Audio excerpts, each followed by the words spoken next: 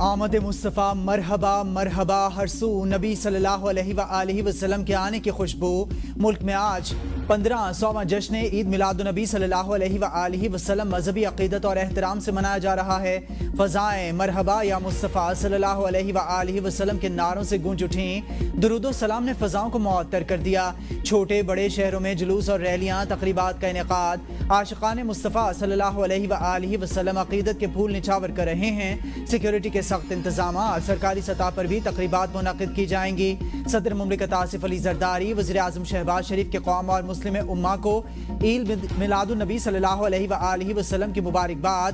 صدر مملکت نے کہا کہ تاریخی اور یادگار موقع امت مسلمہ کے لیے خوشی اور عقیدت کا باعث۔ وزیر اعظم نے کہا 12 ربیع الاول اپنی زندگیوں کو تعلیمات نبوی کے مطابق ڈھالنے کے عہد کا دن ہے۔ یوم دفاع پاکستان آج منایا جا رہا ہے۔ سیلاب کے باعث پاک فوج یوم دفاع سادگی سے منا رہی ہے۔ کراچی میں مزار قائد پر گارڈز تبدیلی کی پروقار تقریب۔ Air vice marshal Shahryar Khan مہمان خصوصی تھے۔ Pakistan air force academy Asghar Khan کے چاقو چوبند دستے نے مزار قائد پر گارڈز کے فرائض سنبھال لیے۔ Air vice marshal Shahryar Khan نے کہا کہ ہم اپنے دفاع کے لیے ہر محاذ پر کھڑے ہیں۔ دشمنوں کو ہمیشہ منہ کی کھانا پڑی۔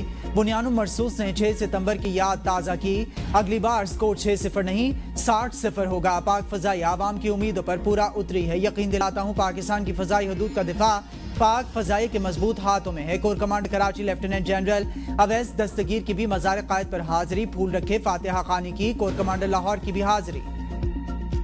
عید میلاد النبی صلی اللہ علیہ وآلہ وسلم اور یوم دفاع کی مناسبت سے وفاقی دارالحکومت سمیت چاروں صوبائی دارالخلافوں میں نماز فجر کے بعد توپوں کی سلامی۔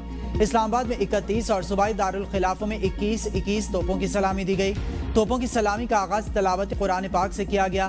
فضا نعرہ تکبیر، پاکستان زندہ باد اور افواج پاکستان پائندہ باد سے گونج اٹھی۔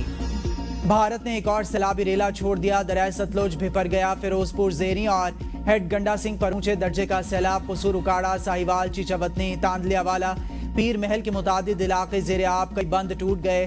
39 لاکھ افراد متاثر، 4000 دیہات ڈوب گئے، 50 افراد جاں بحق ہوئے۔ دریائے چناب اور راوی میں شدید طغیانی، مزید درجنوں دیہات زیر آب۔ شجاع آباد میں شیرشاہ کے قریب بستی کا آگرہ کا حفاظتی بند ٹوٹ گیا، پانی قریبی بستیوں میں داخل۔ ملتان کی بستی گریوالا میں پانی کی سطح میں مسلسل اضافہ، لاکھوں ایکڑ رقبے پر فصلیں زیر آب آ گئیں۔ جھنگ کے علاقے شورکوٹ کے مقام پر دریائے چناب میں درمیانے درجے کا سیلاب۔ درخانہ کے مقام پر ریلوے پل سے سیلابی پانی ٹکرانے سے شورکوٹ خانیوال ریلوے سیکشن بدستور بند۔ درخانہ ریلوے اسٹیشن کے قریب ٹریک پر سیلابی پانی سے بڑا شگاف۔ پنڈی بھٹیا میں ہائی فلڈ الرٹ۔ احمد پور سیال میں موضع سمدوانہ بند شگاف پڑ گیا، کئی علاقے زیر آب، فصلوں کو نقصان۔ لیاقت پور میں دریائے چناب اور دریائے سندھ کے سیلابی ریلوں سے تباہی۔ موضع نور والا کی متعدد بستیاں سیلابی پانی کی نظر، بڑے رقبے پر فصلیں بھی زیر آب۔ سینکڑوں ایکڑ پر کپاس، گنے، تل، چاول سمیت دیگر فصلیں اور 18 تباہ۔ متاثرین کھلے آسمان تلے بچوں اور مویشیوں کے ساتھ محصور۔ آج سے پنجاب کے بیشتر اضلاع میں طوفانی بارشوں کی پیش گوئی۔ ترجمان پی ٹی ایم اے کے مطابق راولپنڈی، مری، گلیات، اٹک، چوال، جہلم، گجرانوالہ، لاہور، گجرات اور سیالکوٹ میں بارشیں متوقع ہیں۔ ناروال، حافظ آباد، منڈی بہاؤدین، اکاڑا، ساہیوال، قصور، جھنگ میں بارشوں کا امکان۔ ڈیرہ غازی خان، ملتان اور راجن پور میں بھی بارش ہو سکتی ہے۔ پی ٹی ایم اے پنجاب کی صوبہ بھر کے کمشنرز اور ڈپٹی کمشنرز کو الرٹ رہنے کی ہدایات۔ D G P T M A Irfan Ali Kathia کا کہنا ہے کہ دریائے چناب، راوی اور ستلج میں سیلابی صورتحال کا سامنا ہے۔ بڑے شہروں میں مانسون بارشوں کے باعث ندی نالے بھپڑ سکتے ہیں۔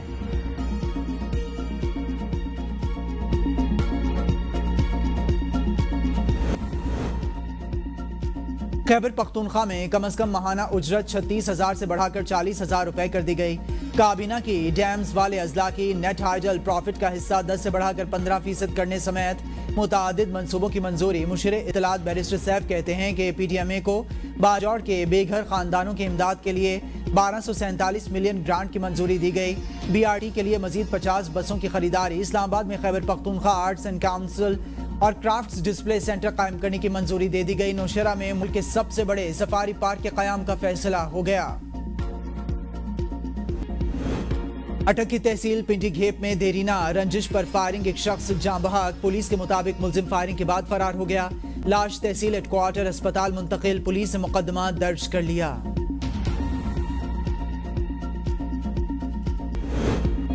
برطانوی کابینہ میں بڑی تبدیلی، پاکستانی نژاد شبانہ محمود وزیر داخلہ مقرر، ڈیوڈ لیمی نائب وزیر اعظم اور وزیر انصاف ہوں گے، یوٹی کوپر وزیر خارجہ تعینات، سٹیورڈ ہاؤسنگ، پیٹ میک فیڈن ورک اور پینشن، ڈیرن جونز کابینہ آفس، پیٹر کائل تجارت، لیز کینڈل سائنس اور دیگر کی بھی اناؤنسمنٹ کر دی گئی ہے۔ اسکاٹ لینڈ کے وزیر بھی مقرر ہو گئے ہیں، جبکہ برطانوی میڈیا کے مطابق سابق نائب برطانوی وزیر اعظم اینجلا ریز نے فلیٹ کی خریداری میں مکمل سٹیمپ ڈیوٹی ادا نہ کرنے پر استعفیٰ دے دیا تھا۔